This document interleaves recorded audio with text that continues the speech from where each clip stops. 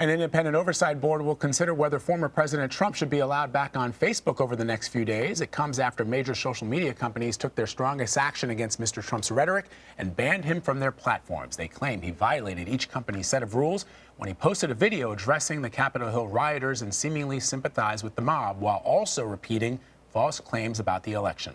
Shira Ovide wrote the piece for the New York Times, diving into the uncertain future of the former president's accounts and what a decision could subsequently mean for social regulation of social media. She joins us now. So Facebook is facing mounting pressure to get this right after years of criticism for being too slow to act. It's one of the oversight board's first cases, and it's a big one. Explain to us who makes up this oversight board, how the process will work, and will it be transparent? Yeah, those are all great questions. So Facebook started talking in 2018 about this oversight board, which is referred to as kind of a quasi-Supreme Court inside of Facebook's walls.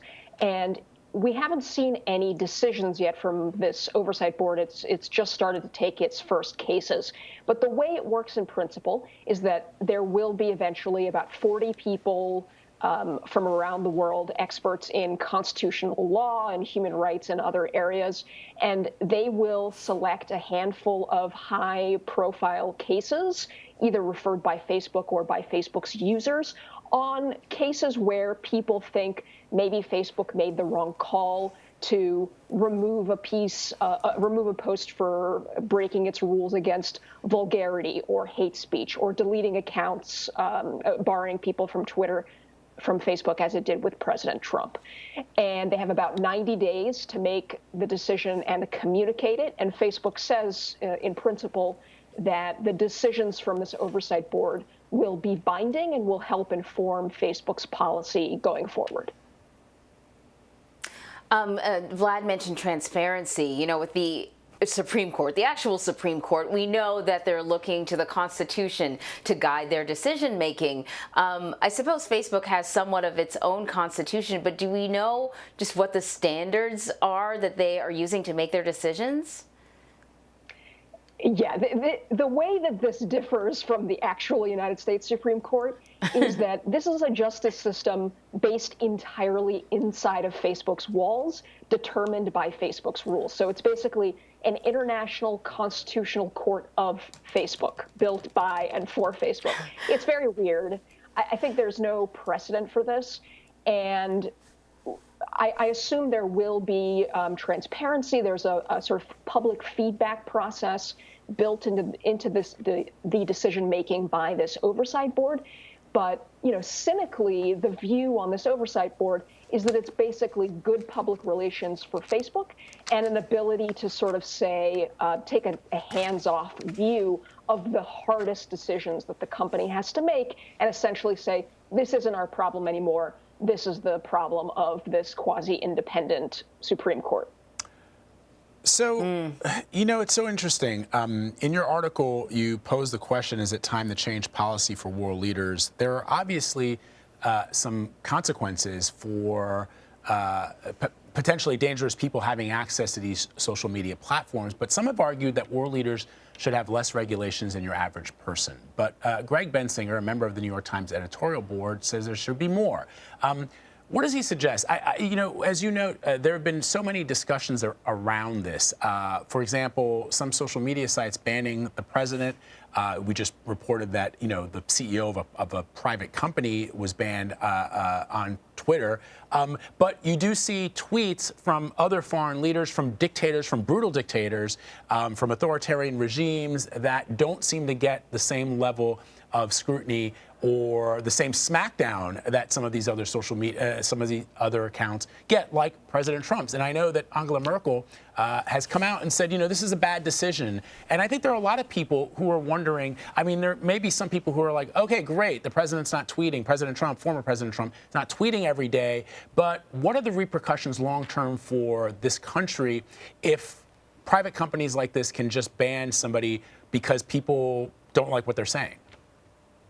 Look, I think your question is basically one of the essential questions of the 21st century, which is we now have this system where a handful of internet companies, Facebook, Google, you can put Twitter on that list, maybe TikTok, they are places where the world interacts and communicates, where public policy is set, where diplomacy happens, and they are all controlled by really a handful of people. So you have 6 or 8 people, mostly in the United States, mostly in California, who are making decisions about essential parts of our lives, balancing the right to free expression against other rights, making decisions that influence global policy.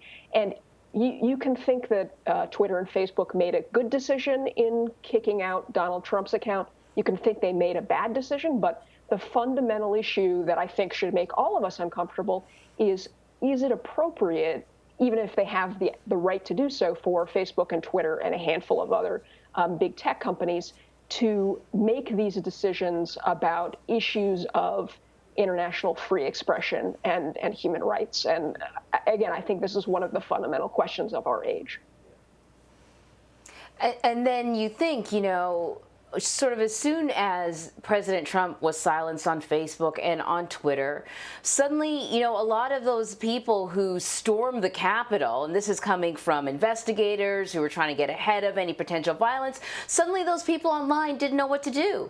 They didn't know what their next move was going to be, because they really looked to his Twitter announcements to tell them how to proceed. And that was the first time that I really sort of had a good grasp of the difference when you just turn down his volume.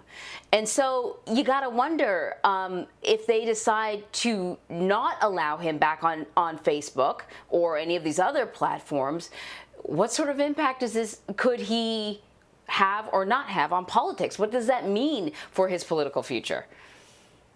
It's a great question. My colleague Kevin Roos wrote a piece recently basically asking the question that you asked, is Donald Trump bigger than Facebook and Twitter, or are Facebook and Twitter bigger than him?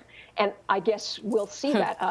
Maggie Haberman, who's the New York Times reporter who has written about the Donald Trump presidency, has written in recent days about what the former president is thinking about doing after he takes a little break. Would he try to form a kind of alternative political party? Would he migrate to a news media organization of his own making, or another social media site of his own making, or an existing one? But I do think it's an interesting question to see, does being the former president of the United States, having that authority, does that make you bigger and able to withstand being barred from 2 of the biggest social media properties in the world?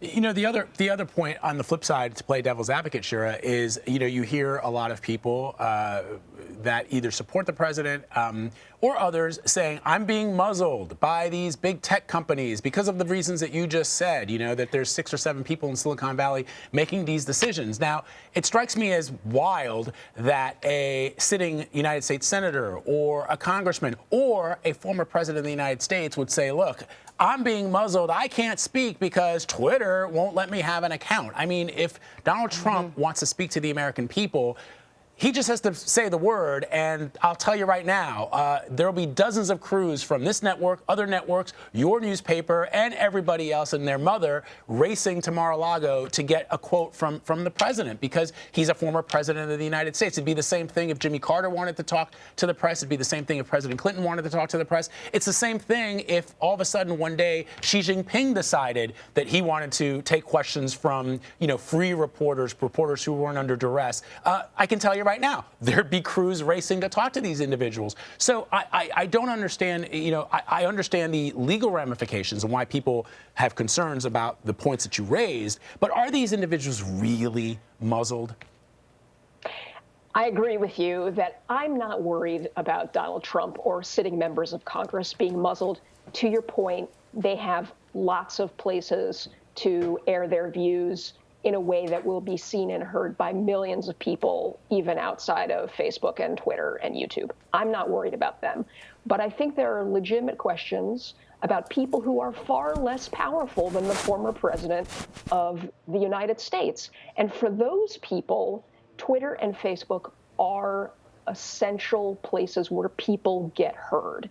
And so part of the distress I have is that because this conversation about balancing free expression and other rights has fixated so narrowly on President Trump and a handful of other powerful people, it has caused us all to lose a little bit of focus on the people who really don't have power in this conversation. It's, is there a teenager on Facebook who, left Facebook and will never come back because she got bullied relentlessly there, right? And she doesn't have any other place to communicate with her friends or have her voice heard or to join groups that might be built around her personal and social interests.